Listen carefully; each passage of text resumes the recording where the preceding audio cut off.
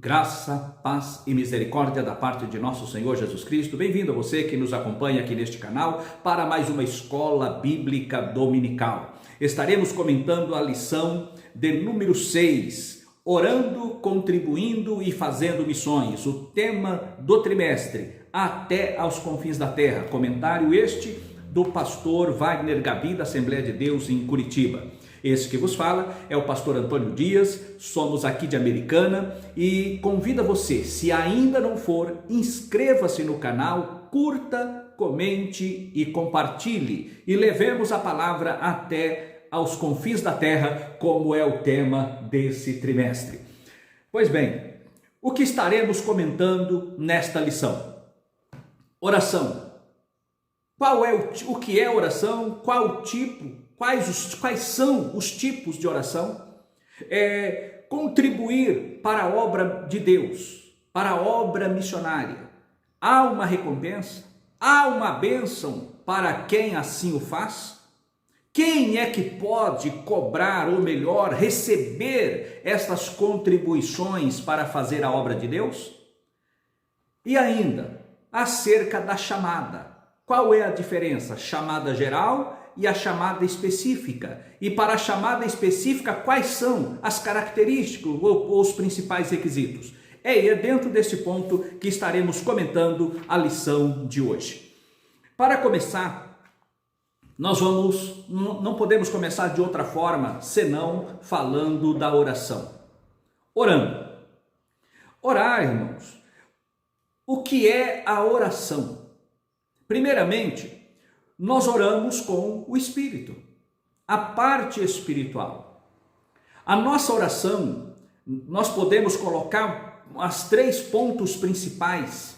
O primeiro, que seria aquela oração de adoração a Deus. Orar adorando ao Deus Todo-Poderoso, não pelo que Ele faz, mas pelo que Ele é na nossa vida, pelo que Ele é. Isto é uma oração de adoração, reconhecendo a deidade, a grandeza, a soberania do nosso Deus. A oração de louvor.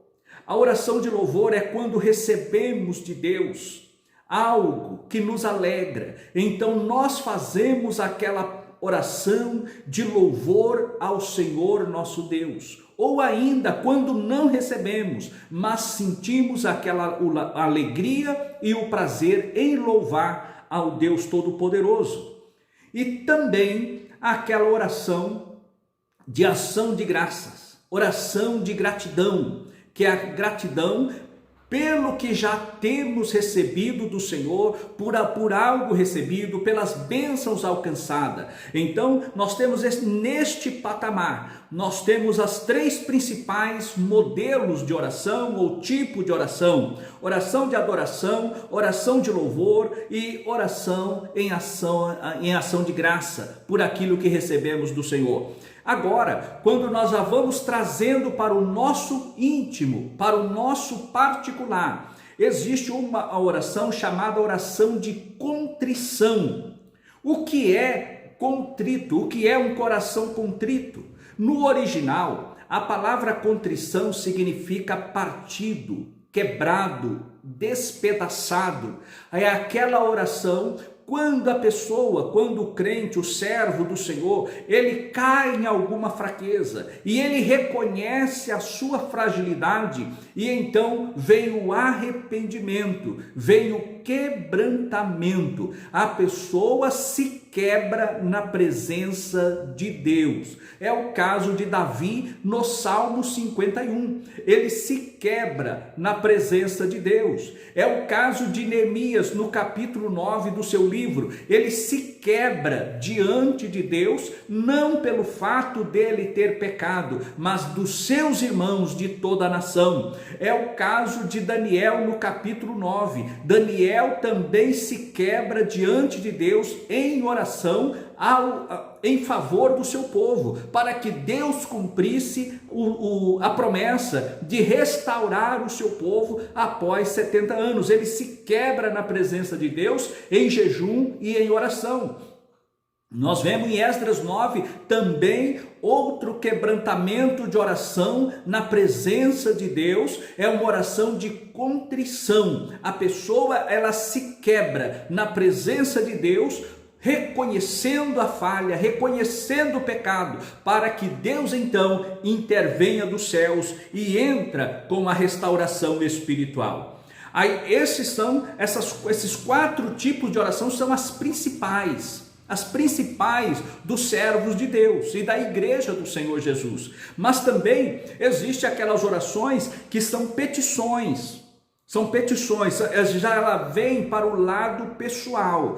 Quando a pessoa pede para si mesma, então ela tem aquelas petições pessoais, como o caso de Ana. Ela desce na presença de Deus, faz voto a Deus, mas ela pede algo para si. E Deus então, ao dar a bênção para Ana, a bênção foi tão grande, Deus se alegrou tanto do coração de Ana na sua presença, que respondeu a ela, dando a ela uma bênção. Mas a bênção maior foi para o povo de Israel, porque ali Israel, o sacerdócio estava caído, e veio a palavra de Deus, era difícil naquela época, não havia palavra revelada, e através de Samuel, Deus então começa a falar e inaugura o tempo profético para a nação de Israel. E ele teve então a responsabilidade de ungir a Saul, que depois foi escolhido pelo povo, rejeitado por Deus. E mais adiante ele unge a Davi, o escolhido de Deus, para reinar sobre a nação de Israel. Fruto de uma oração pessoal na presença de Deus, que a pessoa desce e pede de forma convicta, de forma segura, de forma humilhante. Ela se humilha na presença de Deus e reconhece a grandeza de Deus. Também nós temos as chamadas orações intercessórias. Orações intercessórias é aquela que intercedemos, oramos quando o pastor ele ora pela igreja, ele ora por si, ora pela esposa, ora pelos filhos, ora pela igreja. É a oração intercessória, e nós fazemos, todo crente tem esta responsabilidade de fazer esta oração intercessória. O tema da lição é orando, contribuindo e fazendo missões. E quando volta-se para a obra de Deus, para a obra missionária, a igreja local, ela tem a responsabilidade de orar pelos missionários, pelas famílias que foram enviadas ao campo de missões. Então é feito um trabalho de oração na igreja local, para que Deus intervenha no campo de missões. Nós vemos no início do século passado, do século 20, o mundo foi sacudido por missionários. Nós vemos lá no período do século 18 um grande avivamento, onde houve um grande avivamento missionário. Começou com Guilherme Carey, o pai das missões modernas, e assim foram tantos outros levados por missões. E sempre o trabalho missionário começou na oração. Sempre aquele que foi enviado para a obra missionária, ele começou orando. Então, o trabalho da oração é fundamental para o crescimento da igreja do Senhor Jesus. Nós vemos ainda que a igreja, no início, quando o Senhor Jesus inaugura a sua igreja, eles permaneciam unânimes na comunhão, na oração, no partir do pão. Então a igreja estava em comunhão, a igreja estava unida, a igreja estava na doutrina e a igreja estava orando, sempre em comunhão. E lá em Atos dos Apóstolos, nós vamos ver mais de uma vez, onde eles oravam e a glória de Deus se manifestava e o local estremecia com a presença de Deus, de tão profunda que eram aquelas orações que vinham do interior da alma, do espírito, e então Deus operava e fazia o sobrenatural ser manifestado no meio deles. A oração é a base. Nós vemos ainda que os missionários que vieram para começar a Assembleia de Deus aqui no Brasil, não vieram para começar a Assembleia de Deus, eles vieram trazer a mensagem evangélica, mas no coração de Deus já estava, no projeto de Deus, as Assembleias de Deus. E eles vieram aqui em outra denominação, mas pregando a palavra do avivamento, pregando a palavra, a doutrina do Espírito Santo. E então Deus operou maravilhosamente em nossa nação, e o Brasil inteiro hoje, 120 anos, 110 anos depois, o Brasil é sacudido ainda pelo poder da palavra de Deus, a palavra do Evangelho, e sempre confirmada com a manifestação dos dons espirituais. Ainda hoje nós temos pessoas batizadas com o Espírito Santo nos nossos cultos, em nossos congressos, em nossas reuniões, em nossas vigílias, em nossas consagrações. Nós vemos Jesus batizando com o Espírito Santo, nós vemos revelação de Deus, nós vemos palavra profética, nós vemos cura divina, nós vemos a atualidade dos dons espirituais em nosso meio. Glórias a Deus. O outro ponto para fazer missão, não basta orar, nós precisamos também contribuir. E qual é a recompensa? Podemos contribuir, podemos fazer apelo para receber condições para bancar a obra missionária, é um dever da igreja. E se nós falarmos, alguém pode dizer, não se pode cobrar, ou melhor, não se pode contribuir, não se pode pedir à igreja contribuição. Existem as pessoas que são estelionatários, é verdade, que levam a palavra e buscam a locupletação ilícita de si próprio, mas existe a igreja do Senhor, é uma igreja séria. A igreja de Cristo, ela não está envolvida na corrupção. A igreja de Cristo, ela vive dos donativos que os irmãos eles ofertam, e a igreja cresce como um todo. Se alguém falar assim, mas isso não é correto, como não? Se nós vamos para a palavra de Deus, em Lucas, no capítulo 8, nós vamos ver nos versículos de 1 a 3, eu faço questão de ler esse texto, que diz assim: depois disto, andava Jesus de cidade em cidade, de aldeia em aldeia, pregando e anunciando o evangelho do reino de Deus. Os 12 iam com ele, Jesus e os 12.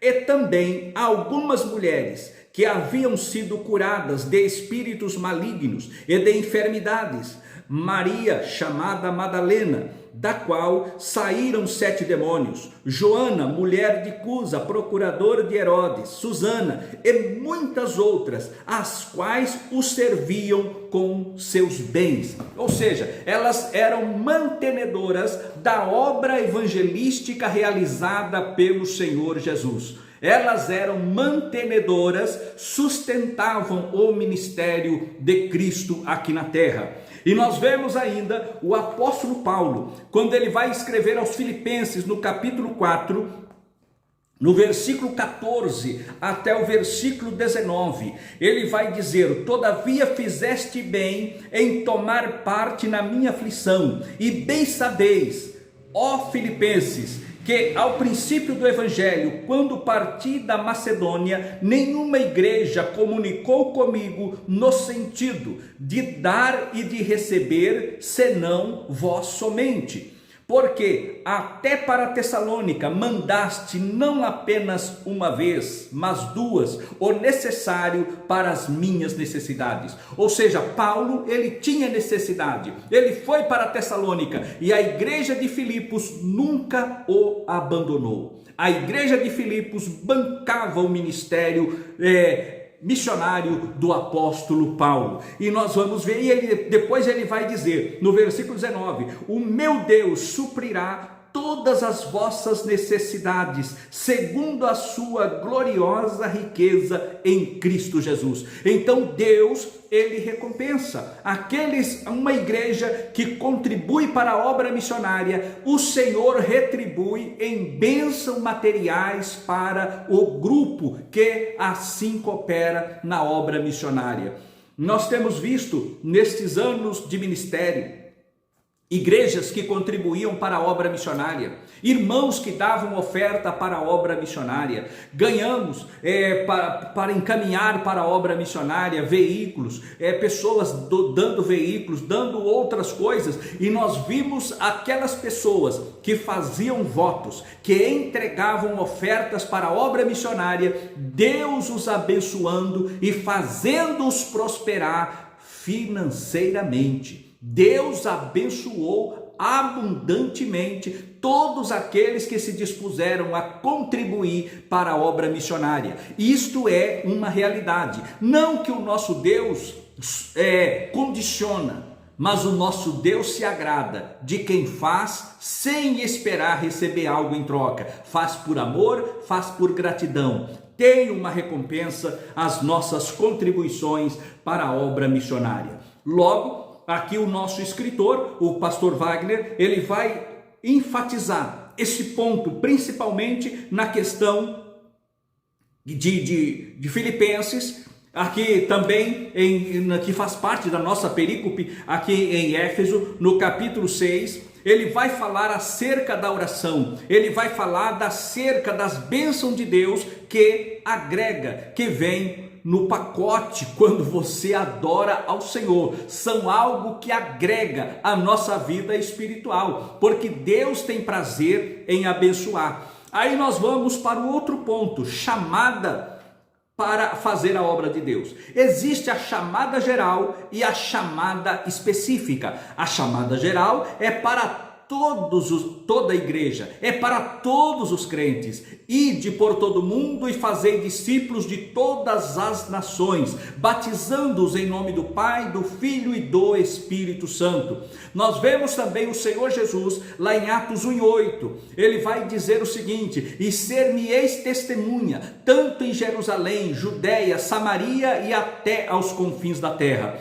O colégio apostólico ficou em Jerusalém quando veio a perseguição, mas a igreja, os crentes espalharam, como mencionamos na última lição, quando falamos que Filipe, ele vai para Samaria e cai a barreira transcultural em Samaria. Pedro vai na casa de Cornélio, cai a barreira transcultural com os gentios. Nós vemos Paulo, a igreja em Antioquia, como começou aquela igreja, quem levou a palavra primeiro em Antioquia? Não se sabe. O que se sabe é que foi obra do Espírito Santo. A primeira igreja transcultural foi em Antioquia, um povo que, orando, jejuando, impuseram as mãos e enviaram Paulo e Barnabé para a obra missionária. Aí nós vamos. Chamada geral, todos os crentes têm a responsabilidade de levar o Evangelho, de anunciar o Evangelho, de propagar as grandezas do reino de Deus. Mas também existe aqueles que têm chamada específica. No caso, nós vamos ver Isaías no capítulo 6, lá do seu livro, ele teve uma chamada específica. Nós vemos o caso de Jeremias, no capítulo 1 do seu livro, teve uma chamada específica para aquela obra. Nós vemos agora Ezequiel, que era da linhagem, assim como Jeremias, da linhagem sacerdotal, mas ele estava em Babilônia, estava no cativeiro junto ao rio Quebar. E o que Deus faz? Deus o levanta não para o sacerdócio, mas Deus o levanta como profeta para o ministério profético. Então existe as chamadas específicas para os vocacionados. Em Efésios, nós vamos encontrar no capítulo 4, nós vamos ver ali que Paulo, ele nomina, os crentes, ele nomina as pessoas que foram chamadas de forma específica. 4:11, na carta de Paulo aos Efésios. E ele mesmo deu uns para apóstolos, outros para profetas, outros para evangelistas, outros para pastores e outros para doutores ou mestres. Então, o Senhor tem esse chamado, esses vocacionados para uma obra específica. Mas qual é o perfil do vocacionado? Nós vamos encontrar o pastor Wagner Gabi, ele vai dar aqui o perfil do vocacionado. Primeiro, escolhido por Deus, tem que ser escolhido. Quando Ananias, o Senhor Jesus fala com ele, o Espírito Santo fala com ele, para que ele vá orar por Saulo, ele vai dizer, ele é para mim um vaso escolhido. Então Deus escolheu. Não neófitos. O que é o neófito? A pessoa nova convertida, para que ele não venha a cair na condenação do diabo. Pessoa novo crente, ele pode, logo de início, a pessoa tem que estar madura, porque ela não sabe dos percalços, das adversidades que espera diante dela no campo missionário. Pessoa cheia do Espírito Santo. Uma das condições era ser cheio do Espírito Santo, e não o bolso cheio, né? Hoje muitos estão indo ao ministério pelo bolso que é cheio, e não, mas é uma pessoa vazia do Espírito Santo. Então as pessoas têm que estar cheias do Espírito Santo. Reconhecido pela igreja, a igreja precisa reconhecer que aquela pessoa tem verdadeiramente o chamado, é verdadeiramente uma pessoa chamada, é uma pessoa que tem o respaldo moral, espiritual, o caráter ilibado perante a igreja. Também ser aprovado nas tarefas locais. Há pessoas que entendem que a tarefa local, o ser aprovado, é a pessoa ser humilhada, aguentar a humilhação, aguentar todo tipo de rebaixamento sem reclamar. Isso é como se fosse isso uma prova. Não, irmão, isso não é prova, isso é falta de educação e falta de espiritualidade. A pessoa, para ser provada, ela tem que ser posta no trabalho, e no trabalho ela vai mostrar que ela é ou não é uma pessoa chamada, e é aí que vai estar a sua aprovação. E também está preparado espiritual, intelectual, psicológica e transculturalmente. Então a pessoa tem que estar preparada para os embates da vida, sabendo que hoje, o mundo hoje é um mundo globalizado, é um mundo que fala variedade, muitas línguas. Então a pessoa, quando é para ser enviada para o campo de missões, ela precisa antes conhecer a cultura, conhecer a língua. Ah, pastor, mas no passado não era assim. De fato não era, mas hoje nós temos nas mãos todos os requisitos, todas as condições para entregar os melhores obreiros, os melhores vocacionados, melhor preparado para fazer o serviço do mestre, e o nome dele ser então glorificado. Concluindo, a Igreja de Cristo tem a incumbência divina de perseverar na proclamação da mensagem da salvação a toda a criatura. É tempo de salvação. Deus conta conosco para expandir o seu reino no mundo, até porque somos um reino de sacerdotes. Que Deus nos abençoe e nos guarde até que Ele volte. Amém.